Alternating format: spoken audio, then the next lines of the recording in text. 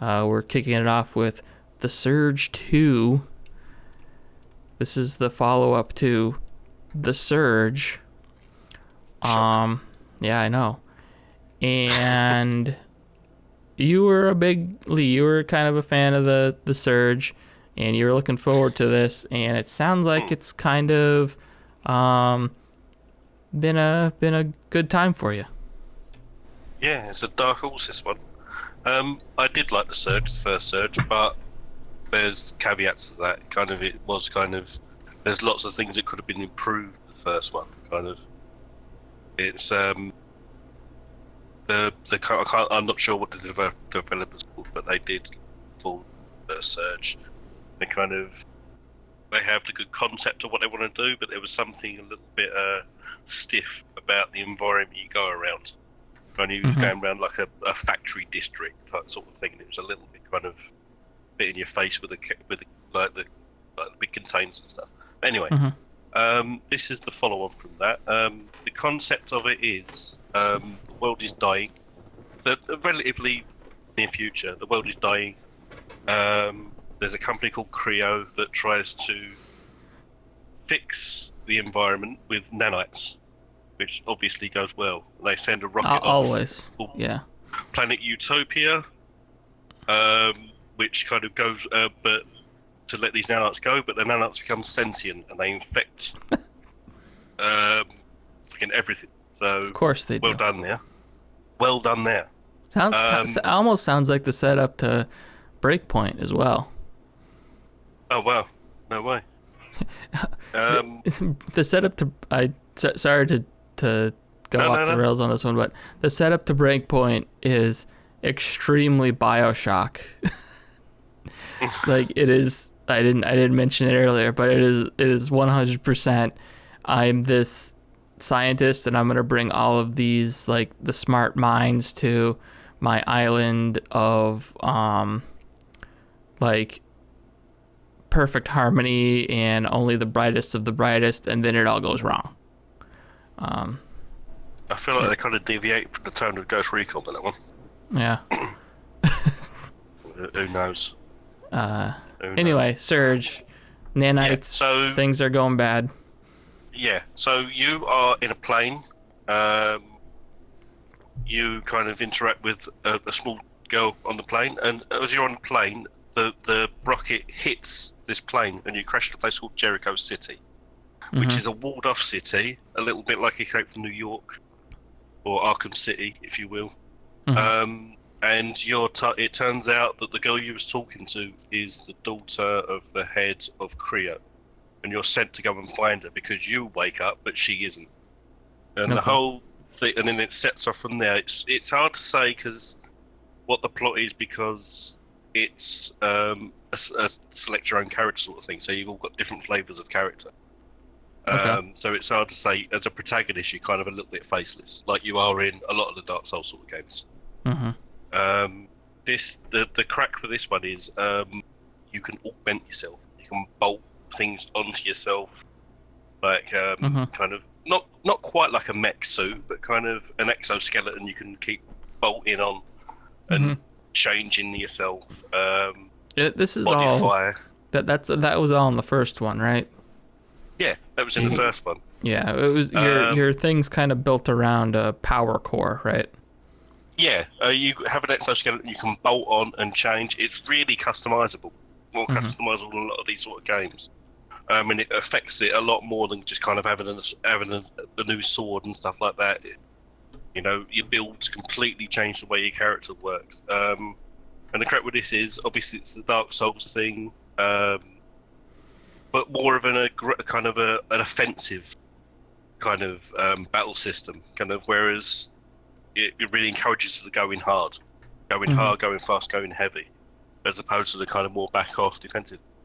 The thing with this is, you have a system, it's quite intuitive, where if you see a part that you need that's on another guy that has these augments, you can target what part to attack, and if your last hit is on point, it will sever that part, and then you can take that part and take it for yourself. If you miss that, then you don't get that part. So there's kind of that to and fro of trying to get this equipment. This is a lot more open. It's more like an open city. This one. It's quite Metroidvania really, because you go around, you can open up lots of new areas that can kind of really give you lots of shortcuts. A lot of shortcuts. It's very Metroidvania. Okay. Well, yeah, yeah, that's kind of that's very Soulsy as well. You're always opening up shortcuts and stuff. There's so many shortcuts in this and little nippy kind of through things that sometimes you get lost with the amount of kind of shortcuts you can open, but you're always finding new stuff and new avenues and new areas. It's quite a well-designed little city. It's a little bit more generous with stuff like health and that. You will find in between your save points, you will find like health refills on the wall and stuff like that. Okay. So it's a little bit more generous with re-healing between battles and fights. Fights can go quite hard and heavy, especially if there's like 2 or 3 standard enemies coming for you. Okay. But it's quite a nippy battle system. I think it's really good, this one. Yeah. It's. Did you play the first one at all? Yeah, I played it for maybe a couple hours. There is a heaviness to it because obviously it's kind of you're dragging yourself with the fact that you've got these big things, like you kind of got almost like a helicopter blade attached to your arm at some point. Yeah, my biggest problem with it was you had the time limit to get to the stuff you had dropped. Like like in the Souls game, you drop your souls or your upgrade currency when you die. You have to go pick it up, or you can not and not worry about it and lose it. But there was a time limit that they put on how long you could take to get it, and that was a real bummer because it, in my opinion, it totally defeated the purpose of like going through and carefully going your way back and making sure you don't make a mistake and learning the virtue of patience, so to speak. And it made you rush through it and, ultimately probably lead to an even bigger mistake the second time around. Yeah. They've eased off on that element of it. What's that? No, they've eased off on that element of it. Kind of, hurry up, it's going to go. That's gone now.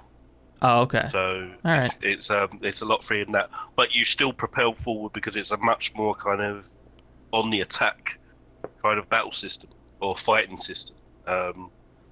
It's much more of a brawler than it is kind of but it's kinetic enough that you enjoy the fighting. It's really quite good.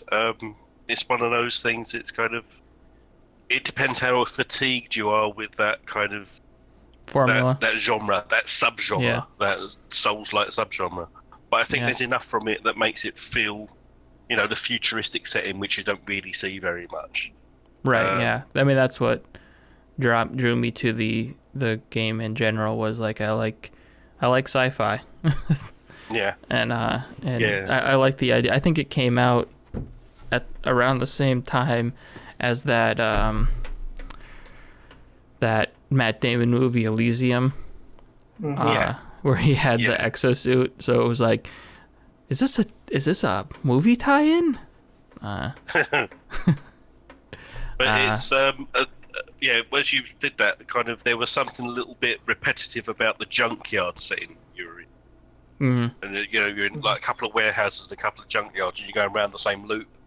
And it's like, oh Jesus, that part I didn't like. This is much more sci-fi. You feel like you're in a new kind of build city, like a cyberpunk city. Yeah, a little bit. Yeah. I guess. Yeah, a little bit more like the kind of the futuristic parts of RoboCop sorts. Oh, okay. So kind of lush bits, and then it's really grotty bits in between. But yeah, so it's a lot more visually interesting to go through, and you feel like you're progressing more because even though it is a massive city loop that you're going, there's always something new and something more open and fresh. So kind of you feel much more kind of expansive. Yeah, I would. If you see it, I'll give it a go. Definitely. If it kind of maybe if you wasn't that cool, maybe a drop in price by another 10 or so. But yeah, that's probably what I'll do. Is I'll wait for Like you said, I you would- can't. You can only handle so many Souls likes at a time. Yeah. Yeah. When- It's kind of what an was that? advancement of the concept. It's the same sort of jump as, say, Evil Within to Evil Within 2. Mm-hmm. Generally the same sort of game, but enough advancements in that kind of that step up that makes you think, oh, I actually enjoyed this a lot more, even though I did like the first one. I could see the issues, but this has fixed a lot of those issues without Okay, completely reinventing the game. Well, you know what they say, third time's the charm, right? Eventually, Yeah. Deck 13 was gonna get it. They didn't do it with Lords of the Fallen. They kind of got there with the Surge 2, and here they are with the Surge 2. Kind of got there. It's impressive what they done. It's impressive what they've done, really, because they have expanded it. Bearing in mind it's only 2 years later. Yeah, 2017 has come out, so they've banged this out, and it doesn't feel like an expansion. It doesn't feel like kind of they've just taken the same thing and. So they've done quite a lot with that short amount of time, and it's a tiny game as well. It's like 6 gig of game. Yeah. Which is all for that sort of size of a game. It's unheard of, I think. This sort of 3D scope of a city sort of thing. Yeah, but It's quite so impressive. I guess the question is so it's a city. It all takes place within the same city. Is there a ton of different variety of that city, or is it just kind of like Yeah. a city? No, it's a big city. It's a lot bigger than the area you're in the first game. But the first game was a larger file game. Yeah, So, I'm talking I about think like I just- variety, like variety in locations. Because Yeah. what would make the game bigger is if like you had a ton of different environmental assets, like like you look at Borderlands 3, for instance, and each planet has a completely different kind of look to it. So there's probably a lot of assets that had to be made for each individual planet. You got you've got high streets, you've got town centre type things, you've got inside buildings, you've got like hospital type things, you've got office buildings. You can go out to like woodlands and stuff like that. Okay. Yeah, it's pretty advanced, but yeah, I would say it's worth a kind of a. Like Derek Alright. said, it's one of those things. It's like you'd be surprised. You think going in, but it's like, oh yeah, it's a dark horse. Yeah. So That's like alternative From Software. yeah. Yes. Because From Software already had their game this year. Yeah. Sekiro came out this year. Do you guys believe that? Really? I can't remember. Yep. Sekiro came out this year. I remember playing that for about 3 hours. Yeah. It's not the Tenchu I wanted. No. It's the Tenchu you deserved. No, yeah. All right, so that was the Surge 2. Thank you for joining us on this very special episode of Voxel Viewpoint. If you'd like to hear or see more, please consider subscribing to us on your favorite podcast app, subscribing to us on YouTube, or visiting voxelvoice.com, where all of our great content comes together in one place. Also check out the Voxel Voice Facebook group, where you can join in on the discussion with a great, like-minded community.